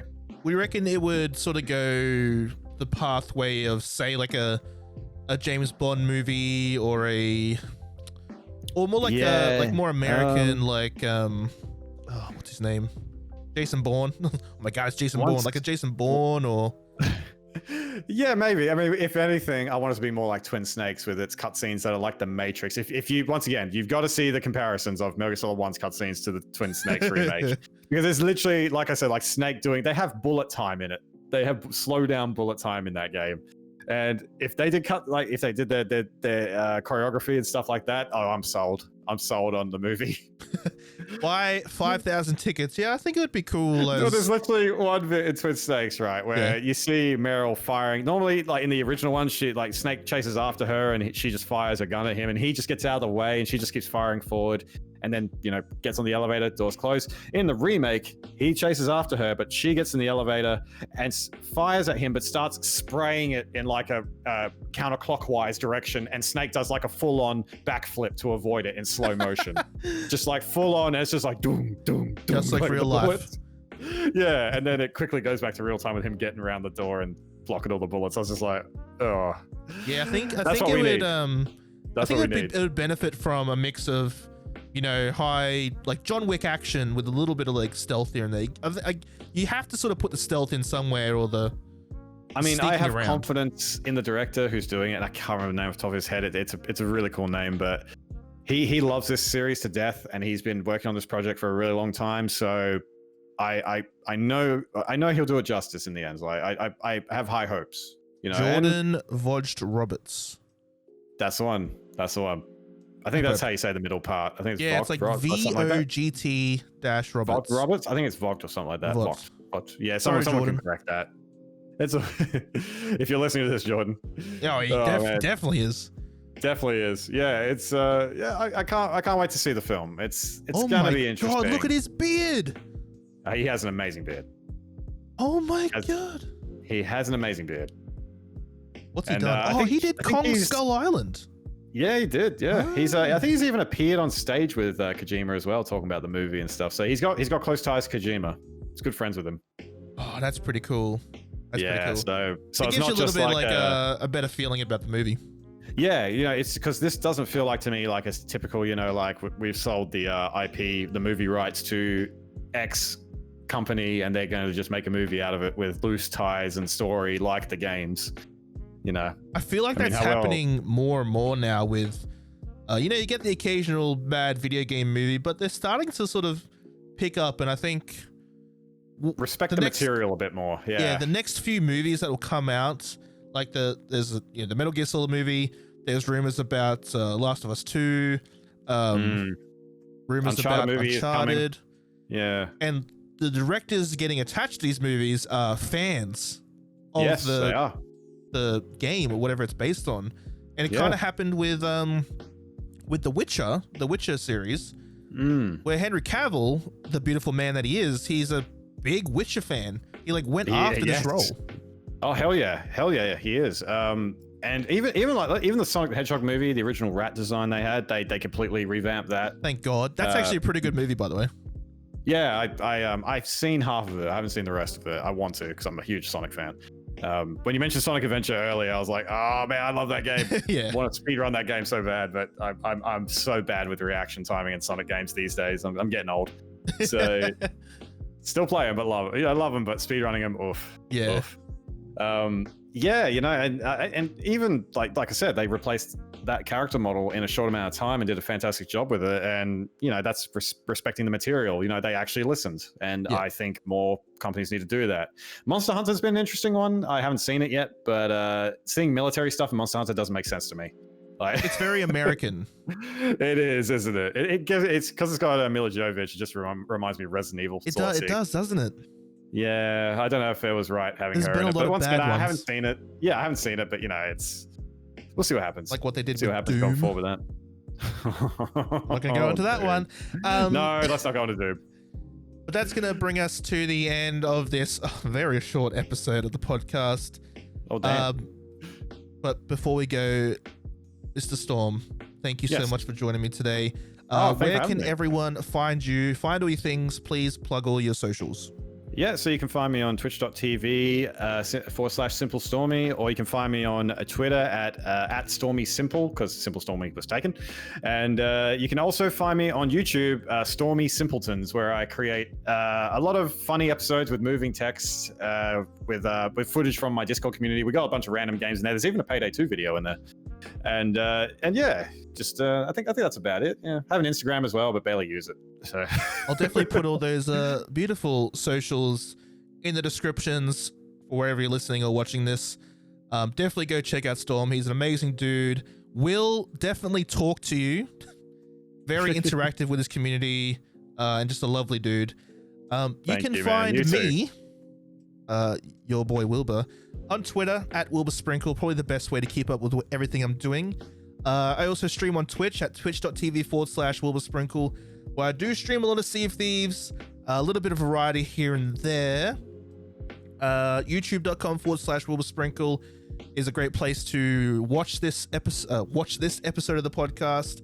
I'm also planning on possibly doing some more game review videos, some more gaming discussion videos, possibly some gaming news videos. So I'm sort of trying to brand my whole YouTube channel around gaming discussions instead of just straight up gameplay. So definitely check that out. The podcast will be on iTunes, Spotify, Google, and all the major podcast players. And if you can, please give us a 5-star review, because it really helps with the silly little algorithm that they have. Storm, once again, thank you for joining me today. It's been a pleasure. Oh, dude, this has been so much fun. And I just realized I forgot to say what I do on Twitch. What do you do on Twitch? Tell everyone, please. Well, what I do on Twitch now is I'm very much into I guess you'd call them random sandbox style games, which is like Sea of Thieves, DayZ, and randomizers. I do a fair bit of randomized stuff in there, and Kingdom Hearts 2 randomizers coming up, and also Metal Gear Solid speedruns from time to time. So yeah. So if you're a fan of Metal Gear Solid, because you've been watching this episode, listening to this episode, you know who to go to. Yep. I do my best. I do my best to entertain you all. So. Oh, well, everyone, thanks for listening. Much love to you, and we'll see you next week. Bye, everyone. Bye. I don't know why I'm waving. I'm waving, by the way. Yeah, I just wave too. I'm just smile away, boys. Smile and wave.